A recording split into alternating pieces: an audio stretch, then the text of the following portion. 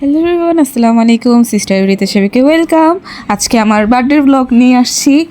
তো এই বার্থডে ব্লগটা হচ্ছে 10 তারিখের, বাট একটু লেট করে ছাড়া হইতেছে। আমার বার্থডেতে আমি তাসফিয়াকে বলছিলাম তাড়াতাড়ি এসে পড়তে, তো তাসফিয়া তাড়াতাড়ি আসে নাই, 5টার পরে আসছে। আর আমি তানিশাকে বলি না যে আমার বাসায় তাড়াতাড়ি আসতে, বাট তানিশা তাড়াতাড়ি এসে পড়ছিল। তো এটার জন্য অনেক বকা খাইছে সবার থেকে। তানিশা একটু তাড়াতাড়ি আসছিল তাসফিয়াদের আগে, তো তানিশা একটু সাহায্য করে দিছিল কিছুটা। আর আমি রেডি না হয়ে তানিশার সাথে নাচানাচি শুরু করে দিয়েছিলাম। অবশ্য নাচটা বেশি একটা সুন্দর হয় নাই। আর 3জন বাকি ছিল আমাদের ফ্রেন্ড, তো আরও 3জন এসে পড়ছে। তো রিক্সার মধ্যে 3জন উঠছে, এখন নামতেছে। হীরা নিচে নামতে নামতে ভিডিও করতেছিল, তখন হঠাৎ করে আমি নাচতেছিলাম আমার ফ্রেন্ডের সাথে, তো আমি জানতামও না। উপরে তাকে দেখি হীরা ভিডিও করে। আমার ফ্রেন্ড যেই 3জন আর কি আসছে পরে সবার, তো ওই 3জনকে অনেক সুন্দর করে তো পাশে ঢুকাচ্ছে সবাই। আমি রেডি না হয়ে দরজার সামনে দাঁড়িয়েছিলাম, সেজন্য তানিশা ঠাস করে দরজা আটকে দিচ্ছে রেডি হওয়ার জন্য। আর সবাই এদিকে দাঁড়িয়ে আছে যে উঠবে কি না উঠবে, এরকম ভাইবা দাঁড়িয়ে আছে, উঠেই না প্রথমে।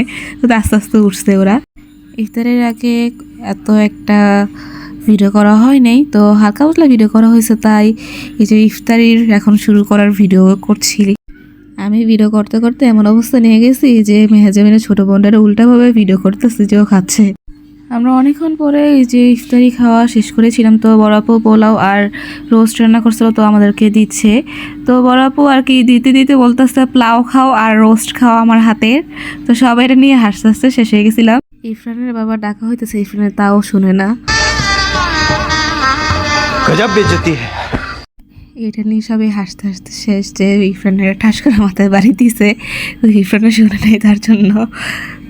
প্রথমেই বড় চিন্তা ছেলেকে যে পোলাও আর মুরগি দিয়ে দিচ্ছে, তারপর আস্তে আস্তে মেয়েদেরকে দিবে।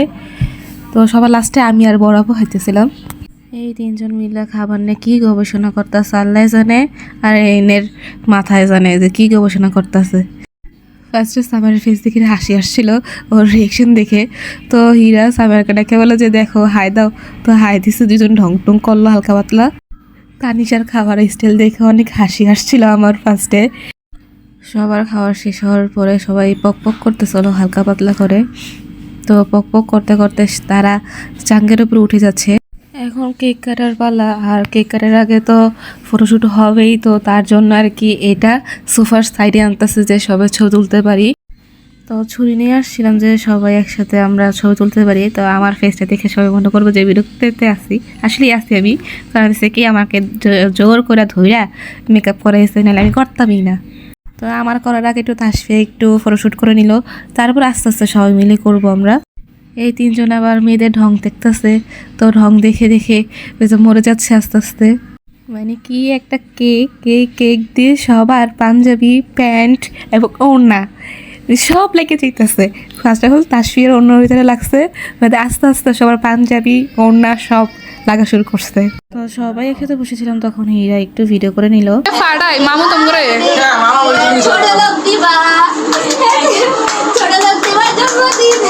প্রথমে যখন আমি ওদেরকে খাওয়াইতেছিলাম কেক, তখন তারা অনেক সুন্দর মতোই খাইছে, গন্ডারের মতো খাই নাই। বাট পরে যে আমি আরও বাকি 3জনের খাওয়াইতে গেছি, মানে ওদের মুখ, মানে কী বলবো, ওদের মুখ মুখ এত ছোট করে খাইতেছিল, পুরা কেকই শেষ হয়ে যাবে এমন অবস্থা। আর বড় আপুর বার্থডে আসতেছে, তো বড় আপুর খাওয়ার স্টাইলটা দিয়ে আমি রোস্টিং করতে পারবো অনেক সুন্দর করে। সবাইকে বড় আপু কেক কিস করে দিছে, তো এখন আমি আমার গিফট আর কি খুলবো, সেই জন্য একটু এক্সাইটেড বেশি আমি। তো হালকা পাতলা আবার ঢং করে নিলাম। আমি যতবারই এই রোজার মধ্যে ঝক দিয়ে পানি খেতে গেছি ক্লাস ছাড়া, ততবারই হীরা নাহিলা নরিন এই 2জন মিলে ভিডিও করবেই, যেমন এখনও করছে ভাই। তাছাড়া ইরফান এই 2জন মিলে বলতেছিল যে আমার জন্য গিফটই এনে নেয়। তো আমার কথা থেকে গিফট না আনলেও সমস্যা নাই, বাট আনছে যেহেতু রেক্সেট থাকবো ওই আমি, কিন্তু খাটের গুহার মধ্যে ঢুকায় রাখছে এটা জানতাম না, তো বের করছে গুহার থেকে। এই গিফটটা তানিশা দিছে, তো তানিশার গিফটটা তানিশার সামনে খুলতে পারলাম না, কারণ তানিশা অনেক আগেই চলে গেছে, তো তার জন্য আর কি ওর সামনে খুলতে পারিনি, কষ্টও লাগছিল। আবার ওর গিফটটা আমার অনেক পছন্দ হয়েছে, যে ছোট্ট একটা কফির গ্লাস দিছে, তো ভালোই লাগছে আমার কাছে। এখন হচ্ছে বড় একটা গিফট খুলতেছি, তো এটার মধ্যে কাচের কয়েকটা বাটি টাটি ছিল স্যুপের, তো এটা সবাই মিলে দিছে আমাকে। সরি আমাকে না আমার আম্মুকে দিছে, কারণ হচ্ছে আমার আম্মুর আর আমার একই দিনে বার্থডে। তো আম্মু আমাকে তো দিছি বার্থডে ওর আলাদাভাবে, তো সবাই মিলে আম্মুকে এটা দিছে। তো আম্মু দেখে অবশ্য অনেক খুশি হয়েছে যে আমার বাড়িতে সবাই এসে এটা দিছে। তো তাজের গিফটটা যখন খুলতেছিলাম তখন দেখি তাজ একটা বক্স করে দিছে। তো এই বক্সের কথা আমি আগে থেকেই জানি। তো যখন গেছে না তাসির বাসায় তখন আমার সাথে কথা বলতেছিল, তো তখন দেখি তাসির বাসা থেকে বক্স চাইছে। তো আমার বললাম না তোর বার্থডেতে কিছু করছি না, আমাদের কথা শুনিস না, এই সেই। পরে তো আমি তো বুঝছি যে আমার বার্থডের জন্যই তারা এরকম করতেছে, বক্স চাইতেছে তাসির থেকে।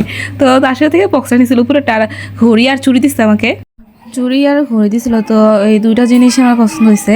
অবশ্য আমি একটু কম চুড়ি পরি, তো চুড়িটা আর কি বরাবো পরবে বেশি, পরবর বছর তুমি প্রত্যেক করে পরো। আমার ফ্রেন্ড সাবিয়া আর মেহেজাবিন এই দুজন গিফট দিয়েছিল, তো ওদের গিফটের ভিডিওটা করা হয় নাই, তো তার জন্য দিতে পারি নাই। তো গাইস আমাদের ভিডিও এতটুকু পর্যন্তই ছিল। তো কার কাছে আমাদের ব্লগটি কীরকম লাগছে সবাই প্লিজ কমেন্টে জানাবেন। সবাইকে আল্লাহ হাফেজ, আসসালামু আলাইকুম।